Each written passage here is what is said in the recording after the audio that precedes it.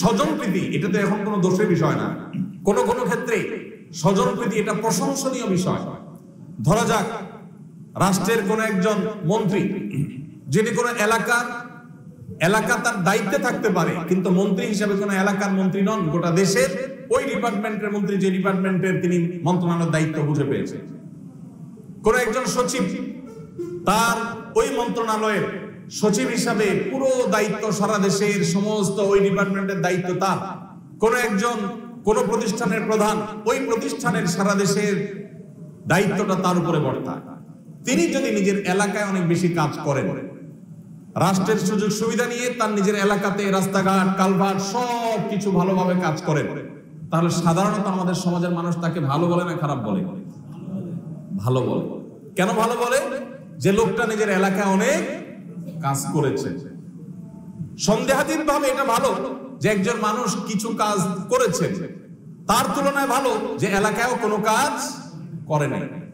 কিন্তু আমরা যদি এটাকে অন্য অ্যাঙ্গেল থেকে দেখি, যে একজন মানুষ যিনি গোটা দেশের এই ডিপার্টমেন্টের দায়িত্বে আছেন, তিনি যেখানে আছেন তার জন্মস্থান, তার নিজের বাড়ি, নিজের এলাকাকে তিনি উন্নত করেছেন, অন্য জায়গার মানুষের দিকে সেভাবে খেয়াল করেন নাই, বা একই সুযোগ সুবিধা অন্যদের জন্য তিনি নিশ্চিত করতে পারেন নাই, তাহলে তিনি এক প্রকারের স্বজনপ্রীতি করলেন।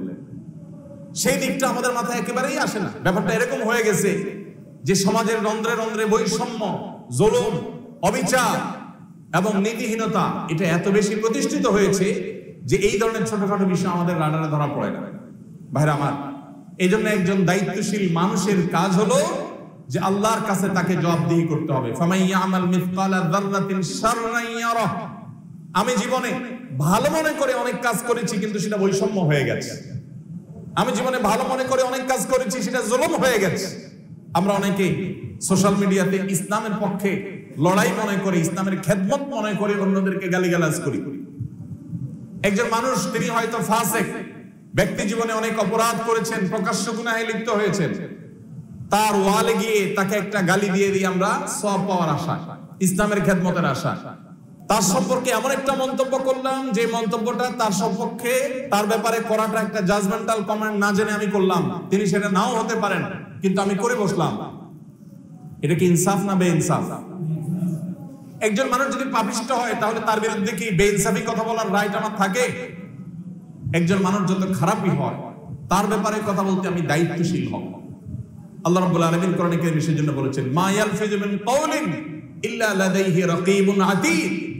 মুসলিম তো সে যে কোনো কথা বলতে গেলে তার বিবেকে উপস্থিত হয়ে যায় আয়াত যে তোমার মুখ থেকে এমন কোন শব্দ বের হয় না যেটা আল্লাহর সংরক্ষণকারী ফেরেশতারা সংরক্ষণ করেন না। সো তোমার প্রতিটি কমেন্ট, প্রতিটি পোস্ট, প্রতিটি রিঅ্যাক্ট, প্রতিটি কথা, এটা হয় মিজানে তোমার নেক আমলের পাল্লা উঠবে, আর না হলে বদ আমলের পাল্লায় উঠবে। আজ আমাদের সমাজের দিকে যদি আমরা তাকাই, যে যতটুকু পাওয়ার পায় সে ততটুকু পাওয়ার দিয়ে মানুষকে জিম্মি করার চেষ্টা করে। একজন মানুষ, তার অন্য কোনো পাওয়ার নাই, তিনি শুধুমাত্র এক টেবিল থেকে অন্য টেবিলে ফাইলগুলো আনা নেওয়ার কাজ করে। এক্ষেত্রেও তিনি অনেক বড় ক্ষমতাধর হিসাবে নিজেকে প্রতিষ্ঠিত করে ফেলেন, যে ফাইল কাটটা আগে নেব, কাটটা পরে নেব, কাটটা উপরে রাখবো, কাটটা নিচে রাখবো, কাটটা সরায় রাখবো, কাটটা সামনে রাখবো, এটা আমার হাতে, অতএব এটা দিয়ে আমি কিছু কামাই করার, কিছু রোজগার করার চেষ্টা করি। প্রত্যেকটা মানুষ, ভাইরা আমার, ইনসাফ এমন একটা জিনিস যেটা আমি বলছিলাম যে আমাদের পদে পদে অ্যাপ্লাই করার মতো বিষয়। ধরুন আপনি কোন এক জায়গায় গিয়েছেন, সেখানে পাবলিক সিরিয়ালে আছেন কোন একটা সার্ভিসের জন্য, আপনি সেই সিরিয়াল ডিঙিয়ে চলে গেলেন। কেন?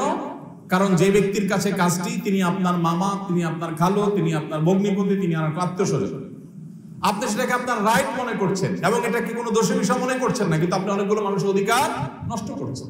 হ্যাঁ, সবার কাছ থেকে অনুমতি নিচ্ছেন বা সবাই আপনাকে অনার করেছে, সেটা ভিন্ন কথা। এইভাবে ইনসাফ নষ্ট করার যে বিষয়টি, এটি আমাদের জীবনে বিভিন্ন ভাবে হয়। আমাদের কথা দিয়ে হয়, আমাদের আচরণ দিয়ে হয়, আমাদের কাজকর্ম দিয়ে হয়, আমাদের বিভিন্ন ক্ষেত্রে হয় না। তারা ভাইকে বোনকে চিনবেন না। আমরা সুন্নাহ ফাউন্ডেশনে আমাদের কাজকর্ম করার ক্ষেত্রেও আমরা এই জিনিসটিকে খেয়াল রাখার চেষ্টা করি। আমরা মুখ বধির অন্ধের মতো আচরণ করার চেষ্টা করি, যে আমরা কারোর দিকে চেয়ে কোনো কাজ করি না। আলহামদুলিল্লাহ এই এক্সারসাইজটা আমরা চাই আমাদের প্রত্যেকটা সদস্য, প্রশিক্ষণার্থী, আমাদের মহাব্বত যেমন ভাই ব্রাদার সবার মধ্যে ছড়িয়ে যাক, যে আমরা কারোর প্রতি কোনো প্রকার বৈষম্য অনাচার করব না। আমার ইনসাফ এটা আমার নিজের জন্য যেমন থাকবে, পরের জন্যও থাকবে। আমার ইনসাফ আমার পক্ষের লোকদের জন্য যেমন থাকবে, আমার বিপক্ষের লোকদের জন্যও থাকবে। আমার ইনসাফ আমার আত্মীয় স্বজনের জন্য যেমন থাকবে, অপরিচিত লোকদের বেলায়ও থাকবে। আমার ইনসাফ আমার মুসলমান ভাই বোনদের যেমন থাকবে, অমুসলমানের প্রতিও ইনসাফ থাকবে। ভাইরা আমার, এজন্য এই মানসিকতা আমাদের গড়ে তুলতে হবে যে আমি কখনো ইনসাফ পরিপন্থী কাজ করব না ইনশাআল্লাহ। সেটা মন্তব্যেও না, সেটা কাজকর্মেও না, সেটা আমার কোনো আচরণেও না, এমনকি চিন্তাগত ভাবেও না, কোনো ক্ষেত্রেই আমরা সেই ইসলামের অনুসারী যে ইসলাম আমাদেরকে ইনসাফের সর্বোচ্চ দৃষ্টান্ত স্থাপন করবার নির্দেশ করেছে। আল্লাহ রাব্বুল আলামিন আমাদের সবাইকে ইনসাফের এই পরাকাষ্ঠা আমাদের জীবনের পরতে পরতে প্রতিষ্ঠিত করবার তৌফিক দান করুন। আমরা সবাই চেষ্টা করব তো ইনশাআল্লাহ। ভাইরা আমার, বৈষম্য যদি আমরা দূর করতে না পারি, বৈষম্য যদি দূর করতে না পারি, তাহলে কিয়ামত নিকটবর্তী। যত বেশি পৃথিবীতে বৈষম্য প্রতিষ্ঠিত হবে, কিয়ামত তত নিকটবর্তী হবে। নবী করিম সাল্লাল্লাহু আলাইহি ওয়াসাল্লামের ইতিহাসে শেখ হাদিস রয়েছে, তিনি বলেছেন ইদা দুইয়াতিল আমানা ফান্তাদিরিস সাআহ। যখন আমানত নষ্ট করা হবে সমাজে, অহরহ চতুর্দিকে দেখবে যে আমানত খেয়ানত হচ্ছে, আমানত রক্ষা হচ্ছে না, তখন তুমি কিয়ামতের প্রহর গুনতে থাকো। কিয়ামত আর দেরি নেই, বুঝে নাও। যখন আমানতহীনতা, আমানতের খেয়ানত সমাজের রন্ধ্রে রন্ধ্রে প্রতিষ্ঠিত হয়ে যাবে, তখন কিয়ামতের ক্ষণ গণনা শুরু করে দাও। জিজ্ঞাসা করা হলো কাইফা ইদাআতুহা ইয়া রাসূলুল্লাহ, আমানতের খেয়ানত কিভাবে, আপনি কি মিন করেছেন? তখন তিনি বলেছেন ইদা বুসিদাল আমরু ইলা গায়রি আহলিহি, যখন কোন ব্যক্তি কোন বিষয়ে উপযুক্ত নন, তারপরও তাকে সেটা দেয়া হলো, সে পদ দেয়া হলো, সে চাকরি দেয়া হলো, সে সুবিধা দেয়া হলো, সেটাই হলো আমানতের খেয়ানত। এরকমটি হলে তুমি কিয়ামতের জন্য অপেক্ষা করবে। এজন্য ভাই, আল্লাহ তাআলা আমাদের জীবনে যেখানে রাখুন না কেন, যে অবস্থায় থাকি না কেন, আমি রাগান্বিত অবস্থায় আমার ইনসাফের কথা যেন মাথায় থাকে। আমি রাগ হয়ে যেন বেইনসাফি কথা বলে না ফেলি, যদি বলে ফেলি সাথে সাথে কারেকশন করে ফেলবো, মাপ চেয়ে চেষ্টা করবো তো ইনশাআল্লাহ। দুনিয়ার করা খেয়ানত গুলোর প্রতিটি ছোট বড় খেয়ানতের বিচার আল্লাহ তাআলা করবেন। করবেন কি করবেন না? এজন্য একজন রিকশাওয়ালা, একজন গরিব মানুষ, একজন খেটে খাওয়া মানুষ, একজন অভয় মানুষ, আমার অধীনস্থ একজন মানুষ, যিনি আমার অধীনস্থ, আল্লাহ আমাকে তাকে আমার অধীনে করে দিয়েছে। এই সুযোগে আমি তার প্রতি কোনো বেইনসাফ করছি কিনা, তাকে শাসন করতে গিয়ে আমি ইনসাফের গণ্ডি পার হয়ে যাচ্ছে কিনা, আমি ক্ষমা চাই, চেষ্টা করবো তো ইনশাআল্লাহ। যদি কখনো ভুল হয়ে যায়, সেটাকে কারেকশন করতে আমরা দেরি করবো না। আমার পরিবারের সদস্য হোক আর বাইরে হোক, যে কোনো মানুষের সাথে আমরা জীবনের প্রত্যেকটা স্তরে ইনসাফকে আমরা রক্ষা করার চেষ্টা করবো। আমি আবার বলছি, কোরআনে কারিমে সবচাইতে বেশি পরিমাণে যেই নির্দেশগুলো আল্লাহ তাআলা দিয়েছে, গোটা কোরআনে, পুরো কোরআন শুরু থেকে শেষ পর্যন্ত আল্লাহর আদেশ নিষেধগুলোকে আলাদা করে পরখ করবার জন্য আমি তেলাওয়াত করার সুযোগ, তৌফিক আমার হয়েছে। আল্লাহ কি কি আদেশ বিশেষ করেছেন, কি কি নিষেধ করেছেন, এই অ্যাঙ্গেল থেকে পুরো কোরআন তেলাওয়াত করে আমি পেয়েছি আল্লাহ সবচেয়ে বেশি নির্দেশ করেছেন যে বিষয়গুলো, তার ভিতরে একটা হলো এই ইনসাফ। এমনকি আমরা মানুষ জাতি, আমরা যে শিরকে লিপ্ত হয়ে থাকি, এটাও বেইনসাফি। যে আল্লাহ তাআলার ইহসানের তলে আছি, তার অস্বীকার, তার সাথে কাউকে শরীক সাব্যস্ত করা, সেটাও ইনসাফের খেলাফ কাজ। এই জন্য গোটা কোরআনে ইনসাফ করে সবচেয়ে বেশি গুরুত্ব আরোপ করেছে। অতএব আমাদের জীবনের প্রত্যেকটা পদে পদে আমরা ইনসাফকে মাথায় রেখে চলবো তো ইনশাআল্লাহ। আল্লাহ রাব্বুল আলামিন আমাদের এক একজনকে ইনসাফের পরাকাষ্ঠা প্রদর্শনকারী, ইনসাফের আইডল হিসেবে দুনিয়াতে কবুল ও মঞ্জুর করুন। আমরা আমাদের জীবনের প্রত্যেকটা ক্ষেত্রে যেন বৈষম্যহীন সমাজ, রাষ্ট্র এবং প্রতিষ্ঠান গড়ে তুলতে পারি, সেই তৌফিক আল্লাহ তাআলা আমাদেরকে দান করুন। আল্লাহ আমাকে যতটুকু পাওয়ার দিয়েছেন, যতটুকু ক্ষমতা দিয়েছেন, যতটুকু তৌফিক দিয়েছেন, ততটুকু সর্বোচ্চ সদ্ব্যবহার আমাকে করতে হবে। কোথাও সেটার অসৎ ব্যবহার করা যাবে।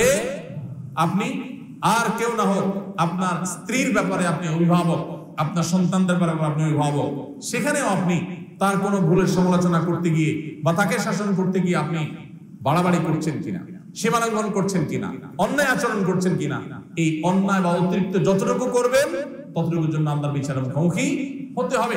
আল্লাহ বারবার আমাদেরকে সীমা লঙ্ঘন করতে নিষেধ করেছেন, ইন্নাহু লা ইউহিব্বুল মুতাদিন, আল্লাহ সীমা লঙ্ঘনকারীকে ভালোবাসেন না। অতএব আজ সমাজের চতুর্দিকে যে আমরা বৈষম্য দেখতে পাচ্ছি, এই বৈষম্য অবিচার, জুলুম, অনিয়ম, অনাচার এবং নানাভাবে ইনসাফ যে ভুলণ্ডিত হতে দেখছি, এই সমাজে আমরা এক একজন মানুষ দৃষ্টান্ত হতে পারি। আমরা সমাজ পরিবর্তন করতে হলে নিজেদেরকে পরিবর্তন করতে হবে। আমি নিজে ইনসাফ আমার নিজের মধ্যে প্রতিষ্ঠা করি, এরপর অন্যদের মধ্যে সেটাকে প্রতিষ্ঠা করবার সংগ্রামে আমি নেমে যাই।